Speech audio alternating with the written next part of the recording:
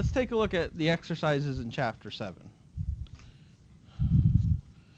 which is your homework for this class, for Monday, assuming I can find it. Okay. Number 1. For each of the following situations, calculate the population standard error of the mean. It wants you to calculate this thing. Okay. Well, what are you going to give me? You're going to give me sigma, and you're going to give me n. So there must be some sort of equation where I can adjust my population standard deviation, which is sigma, based upon the number of observations n. I seem to recall something along the lines of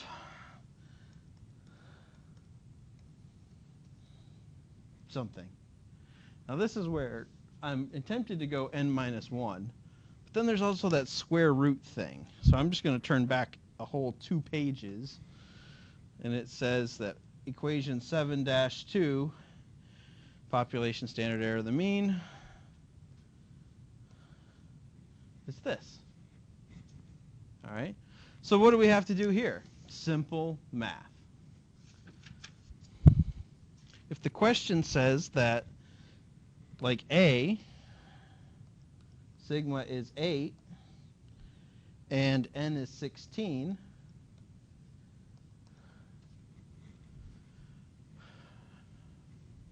remember, you turn your phone sideways to get the little square root button if you need it for the square root of 16.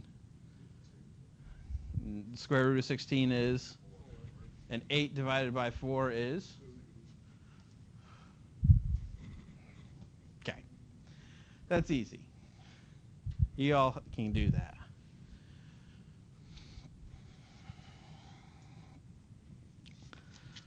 Question 3. For each of the following situations, calculate the z statistic. I know z off the top of my head. Z is something minus something divided by something. Got that framework. Let's see what it gives us. It gives us a sample mean. It gives us a, let's call this suspected population mean, because mu is the population mean. Mu is 11. Sigma is 6. And n is 36. Okay. It told us to calculate what? Z. Okay. So we're going to go ahead and calculate z, even though I got a rumbling in my tumbly that says, wait a minute here, trickery is involved. Why am I taking a second going, huh? You want me to calculate, are you sure you want me to calculate z for this? Why?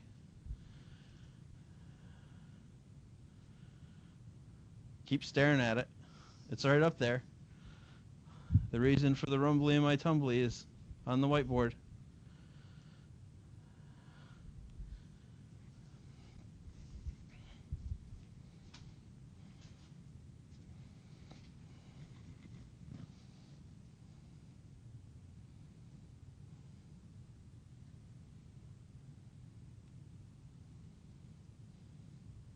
It clearly told me to calculate z. And I can do that. I can calculate z all day long.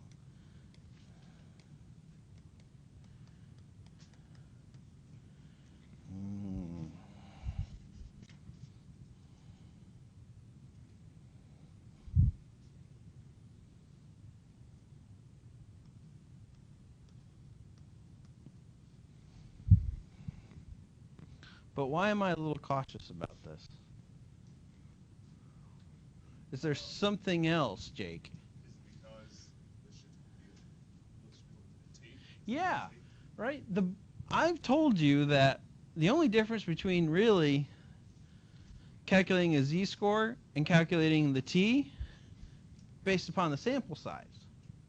And that's the whole reason that students' t distribution exists. It's for small samples. And the book just gave me a question that has an n of 36. When I take a look at the t table, oh, I shouldn't have done that. That's okay, I can rewrite it. When I take a look at the t table, I've got an n of 36, which means I have how many degrees of freedom? 35. Well, A, I'm kind of in trouble because this version doesn't give me 35.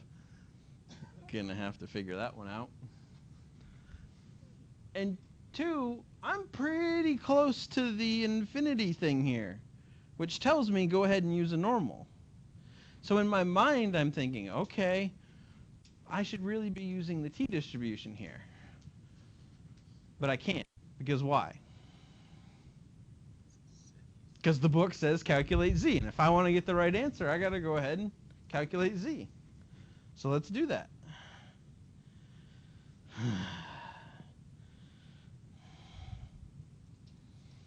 So again, z x bar minus mu over sigma something. I've got a sample here, so I'm going to do this equation. And question 3a is 14 minus 11 over 6 divided by the square root of 36.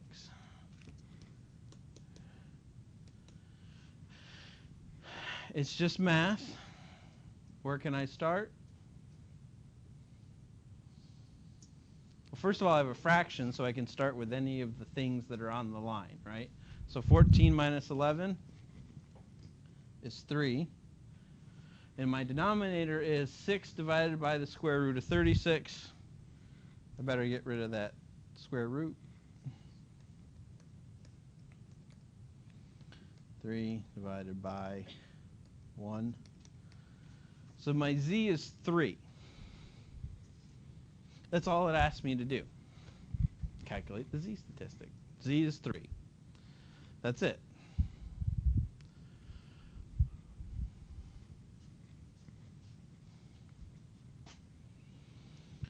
Let's look at 5. For each of the following situations, calculate the z statistic.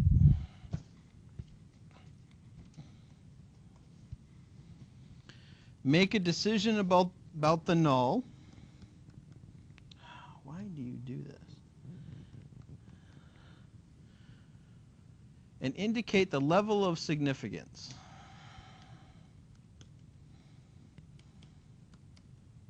Okay. Now, when we've talked about a null hypothesis, the null hypothesis typically is, for us, whether or not there's a relationship or we can observe a difference. The null hypothesis always says there's no relationship or there is no difference. One of the things that the book I don't think really does well for this chapter and why we're doing this today is to talk about what it is asking of you to create a null hypothesis when it gives you a sample mean and an expected population mean. So let's just look at this for 1 second. Our sample mean is 40. Mu is 30. And they've given us the standard error of the mean, so we don't have to do that, is 10. Okay, so I remember my z-score. Z equals 40 minus 30 over 10, which equals 10 over 10, which equals 1.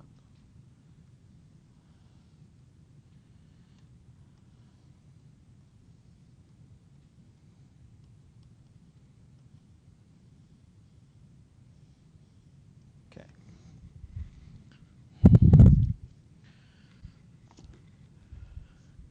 I've got a z-score. So I can answer that first part of the question. Z equals 1.0.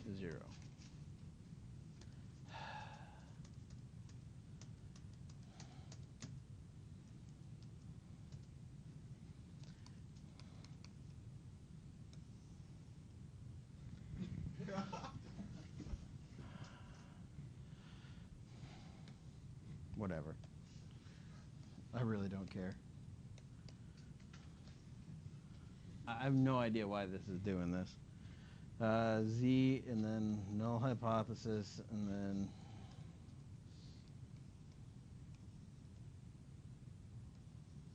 that was the last one. Oh, decision rule. So we calculated before that we got a 1.0 z-score. And one of the only things that I've taught you how to do in this class is to look up z-scores. So we look up the z-score of 1.0. I remember to keep my drawings this time.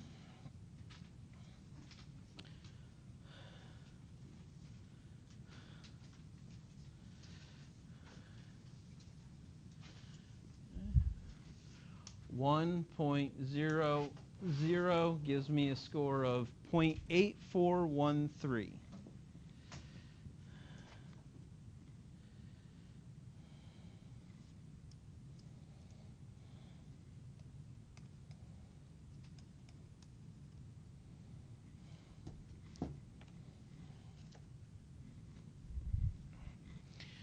So I know whereabouts on my curve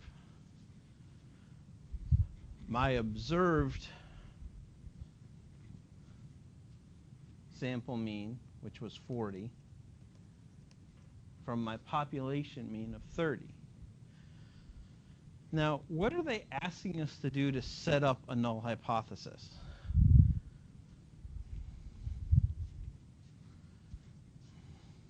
Because it says, for each of the following situations, calculate Z, make a decision about the null hypothesis, and indicate the level of significance.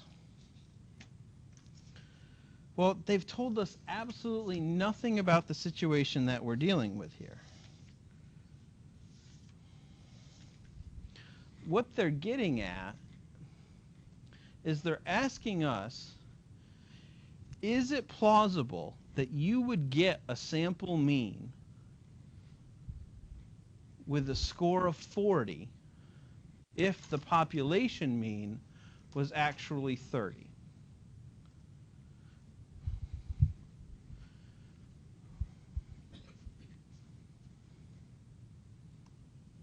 Okay.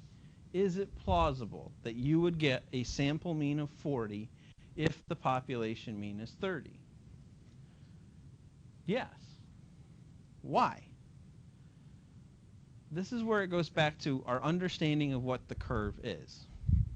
If we want to instead to talk about confidence intervals, right, and likelihood, because remember, that's the whole point about this area under the curve thing, to translate the area under the curve into probability.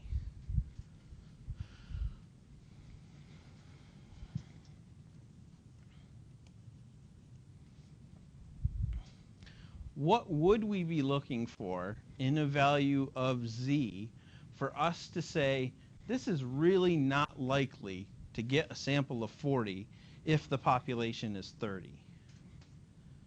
What value of Z would we be looking for? 1.96 or higher. Okay? Because we're political scientists today, and political scientists use a decision rule of alpha equaling 0.05. Why? Because I said so. That's going to be a test question. Why do we use an alpha of 0.05? And the correct answer is going to be because Dr. Wood says so.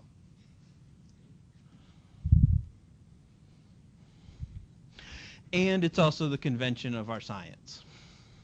There's that too. Okay. It's just the standard. You know, you guys ever heard that expression, C's get degrees? maybe at a college or something around, yeah. For political scientists, 0.05 gets stars. So whenever you're reading a journal article and you come across a table with a bunch of numbers in it, and you're like, oh, I don't have to read this page, and you turn the page, that's often the most important page in the journal article because it shows where they've built the model and test the hypothesis. And what you're looking for is where they put the little stars, which indicate that the coefficients that they got, we can reject the null hypothesis. So usually, if P is less than 0.05, you get 1 star. And then they'll do P less than 0.01, you get 2 stars. And then P less than 0.001, you get 3 stars.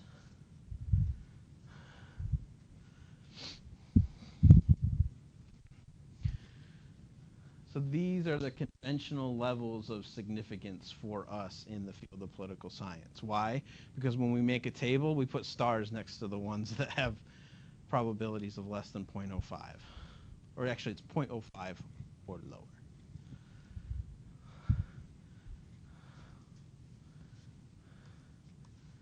So your answer can be, Dr. Wood said so. Or you could also say, the convention in the field of study is that this is the minimum acceptable level of statistical significance to reject the null hypothesis. C's get degrees.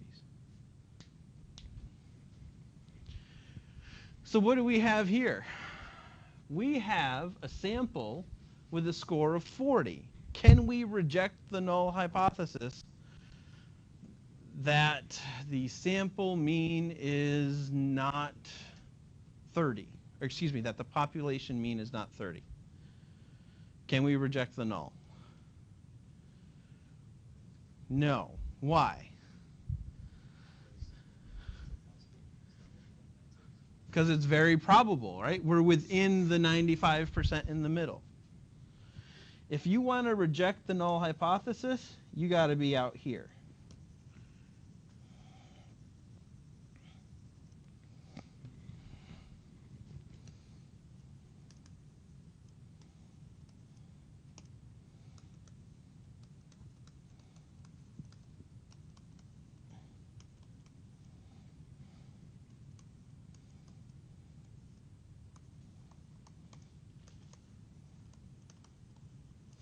But if you're in that 95% in the middle, you can't reject the null hypothesis. You can't do it.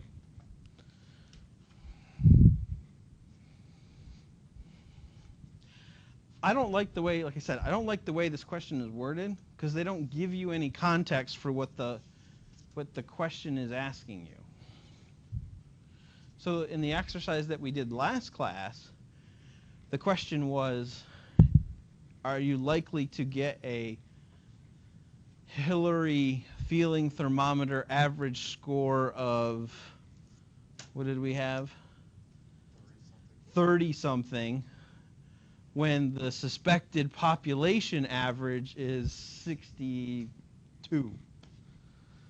And the answer was no. We could reject the null hypothesis there. With this, you can't reject. Why?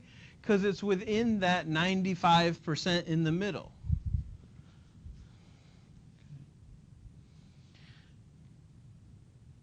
All right.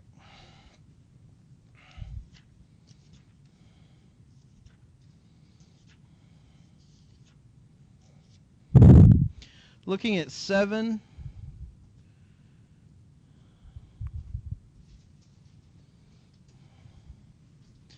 For each of the following situations, calculate the population standard error of the mean and Z statistic, make a decision about the null, and indicate the level of significance. This is the same thing as the last one, except they're actually making you take the extra step of calculating the standard error of the sample mean. So they're giving you have to create sigma x bar instead of being given sigma x bar as you were in 5 and 6. Let's look at a question that actually means something. Number 9. Students applying to grad schools in many disciplines are required to take the GRE, essentially the grad school equivalent of the SAT. Yep, took it. Let's say an enterprising student develops a course she believes will increase students' GRE scores. She develops a sample of 25 students believed to be representative of the larger college student population and puts them through her course. Next, they take the GRE and receive a mean score of 1,075. Assuming the GRE has a population mean of 1,000 and a standard deviation of 200, does the course appear to significantly increase GRE scores? Finally, a question that gives you a situation where we can construct a null hypothesis. So let's say Brandy here is the student. Brandy's developed a course. It's a prep course. You come hang out with Brandy for a week and pay her $1,000, and you'll score higher on the GRE than if you didn't take the test. So she finds 25 students. They take her course. They all go take the GRE. They get a GRE average score of 1,075. Now the GRE, like the LSAT and the SAT, they're all standardized tests. So they're all designed for the scores to fit a curve. And that's why you can compare the SAT that Nick took 3 years ago with the SAT that Brandy took last year. Because all the scores and the results are standardized. They keep the same average. Curved, so to speak. Now Brandy, she's going to go out and put flyers. Increase your GRE score by 75 points. But Jake has taken my class. And he's going to go, well, how do you know you got 75 points higher? And she explains, well, I did this test. And I had 25 students, and the average score was this. And Jake's going to be like, I'll be right back. Because Jake's going to go and sit down and go, okay, how likely is it that we get a score of 1,075 when the mean is 1,000 from just 25 students? Is it statistically significant? Or could it just be an effect that from a very large population, she had a small sample, and the random 25 people that happened to take the GRE, they were kind of smart in the first place.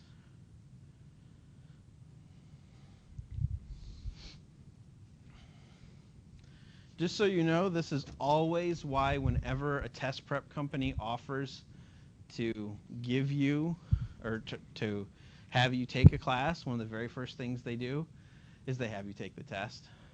And they say, well, we're going to find your areas of weakness. No, they're going to get a baseline score because they need to say how much they've improved your scores.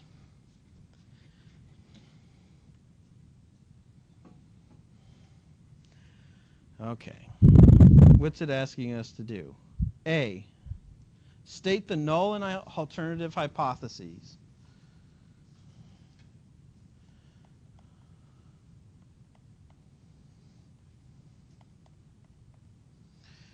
Well, the null hypothesis is course does not increase GRE scores. The null hypothesis is always the bummer, the skeptic. No, that's not there. There's no relationship.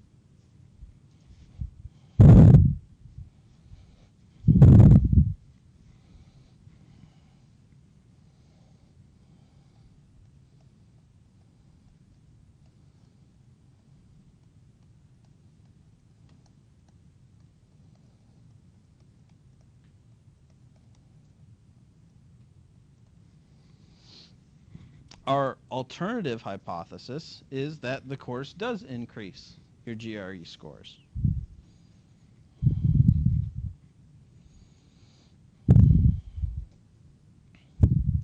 B says make a decision about the null hypothesis. Set alpha, identify the critical values, and state a decision rule.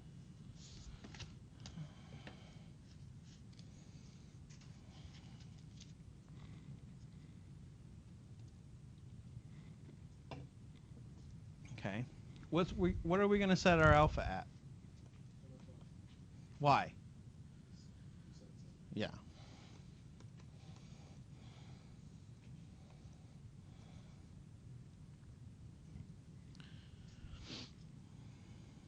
Calculate a statistic, a z-test for one mean. We're still harping on the z-test here. There's one reason why. We know what the population sample mean is. We know what the population mean is, not the sample mean. We're not trying to derive the sample mean. I keep saying it wrong.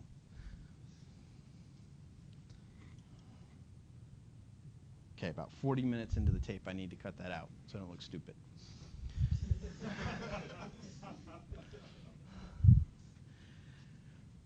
Why are we still using z-scores? Because we know the population parameters. They're given to us, right? We're given a population mean of 0.75, and we're also given that standard deviation of 200. That's why we can still use the z-scores.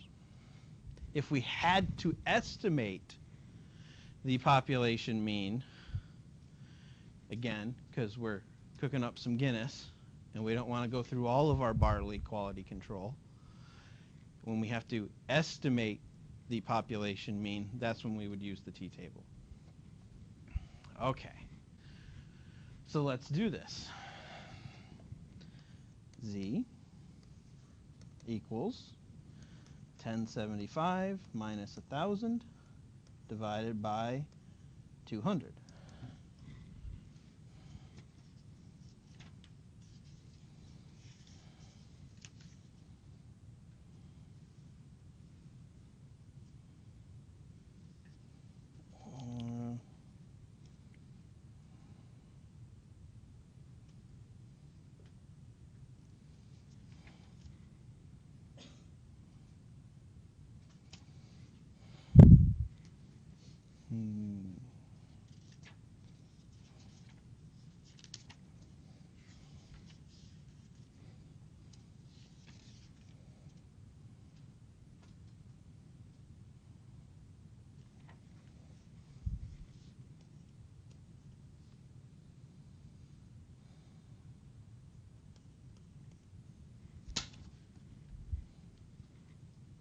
Let's do some math, double check.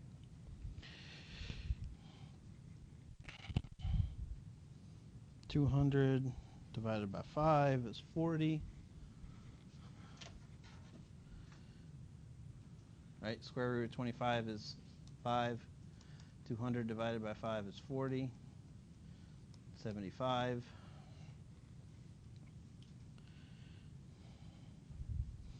$75 divided by 40 better be 1.8 something.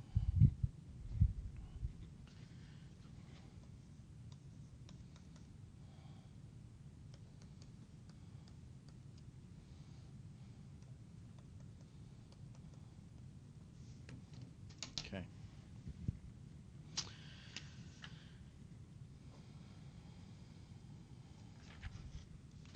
What z-score do we get for a 1.88? I don't care.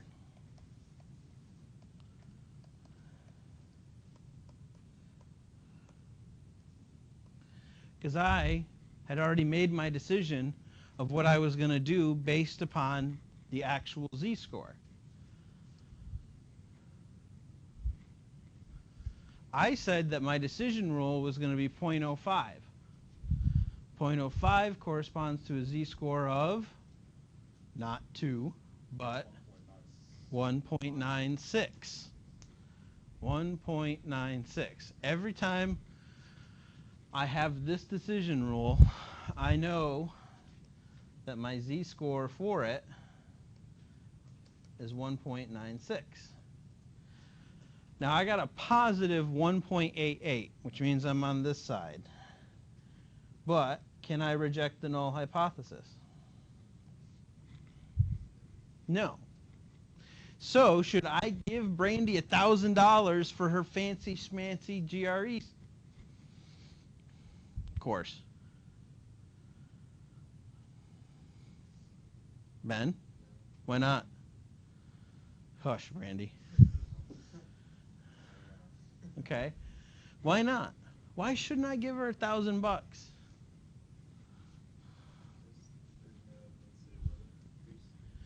Yeah, because there's no evidence from her sample of 25 students that their increased performance on the test is anything other than a factor of 25 students took the test. Okay? 25 students that took the test are 25 students that she knows from Coastal. You guys are smart. That's why you scored higher than average on the GRE. It could have nothing to do with the fact that they took her class. It could just be, like we talked about the other day with the Hillary Clinton example, has to do with where your sample came from.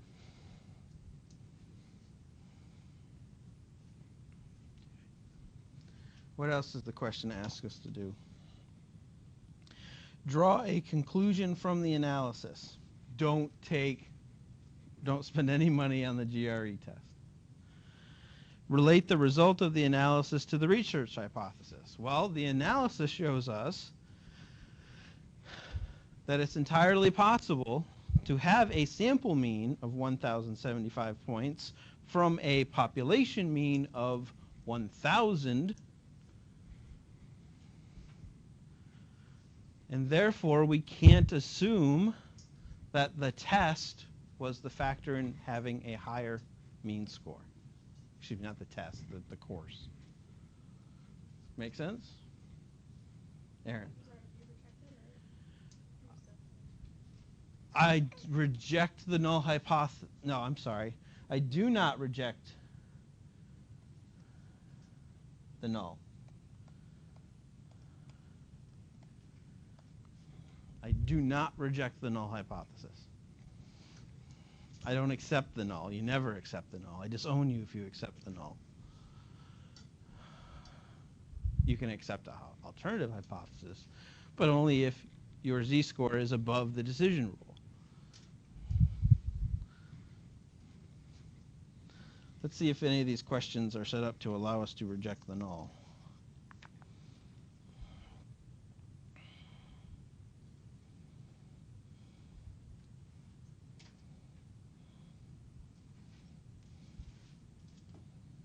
Let's look at 11. One study examined the personal values of 116 students. Studying mortuary science, oh God. Sorry if any of your family are in the mortuary sciences. But this one weird. All right, with the intention of becoming funeral directors. Oh, why? Why would anybody want to do that?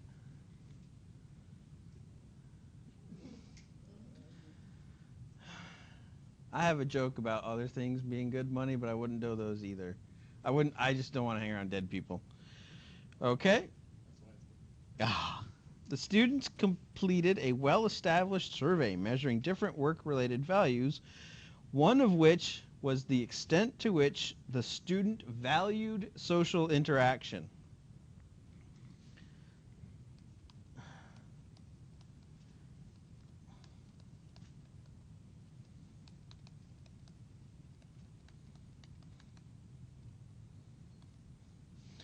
So that's going to be our X variable, is your value social interaction score. Are they studying if field directors are antisocial?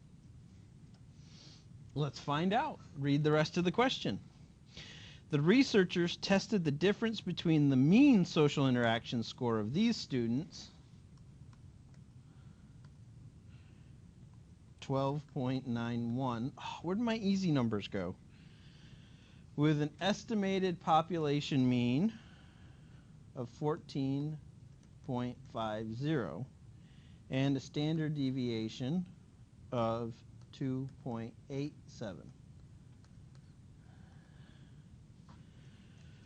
Okay, state the null and alternative hypothesis.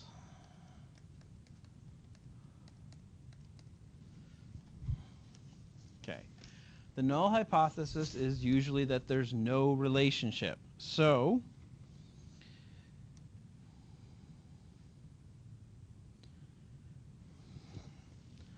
mortuary science students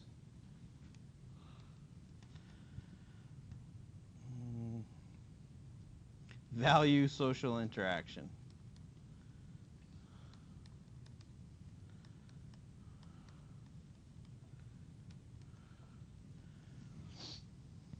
Our alternative hypothesis, these kids are weird, do not value social interaction.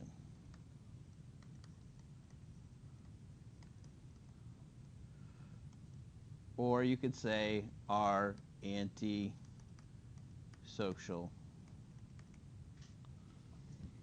And I'd say weirdos, but that'd be a microaggression, and we shouldn't be doing that. Can't be doing that these days. State the null and alternative hypothesis. Did that. Set alpha. What's alpha?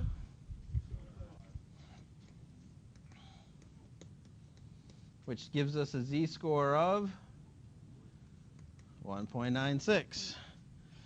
Calculate a statistic, a z-test for one mean. Z equals 12.91 minus 14.50 divided by 2.87 over the square root of 116. I'm going to save you guys some time because the answer's in the back of the book. And I have 1 minute.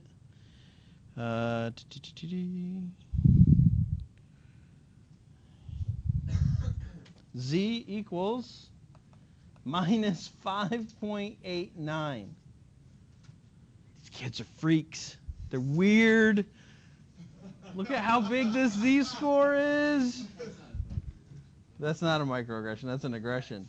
All right? If this is negative 1.96 all the way at the bottom of the curve, these kids are the last dot. They are so antisocial. So we reject the null hypothesis because clearly these kids are different. And we accept the alternative hypothesis that these kids are antisocial. And they should be on a watch list.